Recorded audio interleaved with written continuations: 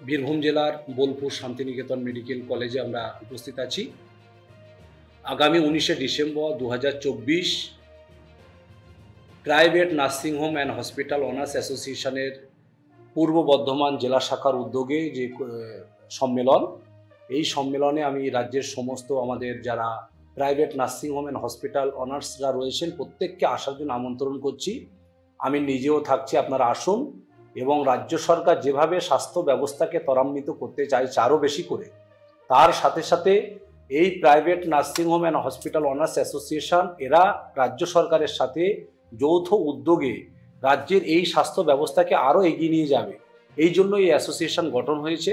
তাই আমি সমস্ত প্রাইভেট নার্সিং হোম এবং হসপিটাল মালিকদের কাছে অনুরোধ করব যে আপনারা এই অ্যাসোসিয়েশনের সাথে যুক্ত হয়ে রাজ্য সরকারের স্বাস্থ্য ব্যবস্থাকে এগিয়ে নিয়ে যান। আপনারা আসুন, দেখা হবে আগামী 19 তারিখে আমাদের পূর্ব বর্ধমানে।